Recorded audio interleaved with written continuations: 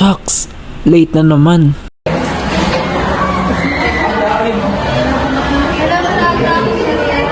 Jeremy, what are you doing? Sit down. Natago pa kasi. Ayan, tuloy. As always. Okay, class, please bring out your fun papers and if may bigay na yung tindahan ng asa.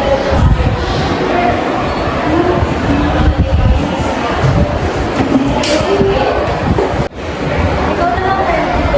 Ano may intat ko ah?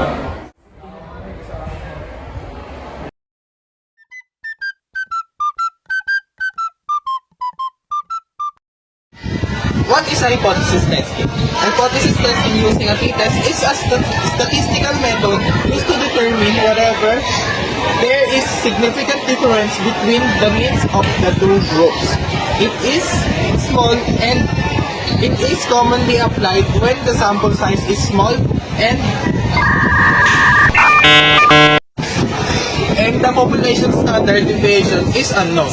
The process involves formulating a null hypothesis which assume no difference between the groups and an alternative hypothesis which suggests a difference exists.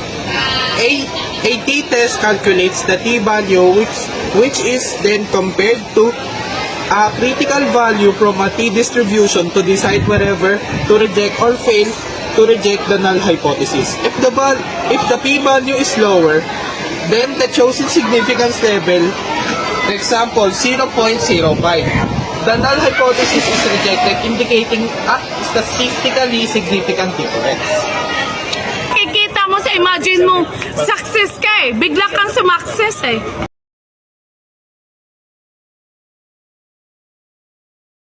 A teacher claims that the average score of the student in math test is 75. The student wants to test this claim by taking random sample of 30 student scores and calculating the sample mean.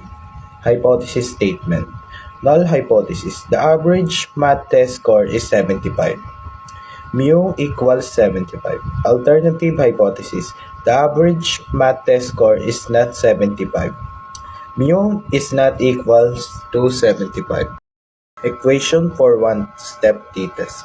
T equals sample mean minus mu divide sample standard deviation divide square root of sample size.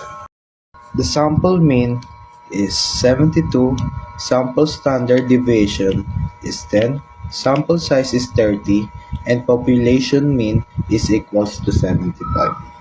T equals 72 minus 75 divide 10 divide square root of 30, and the calculated t-score is approximately negative 1.643.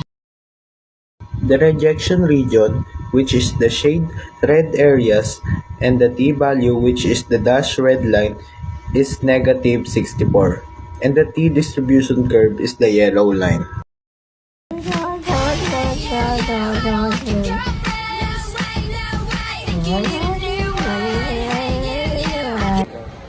That's all. Goodbye.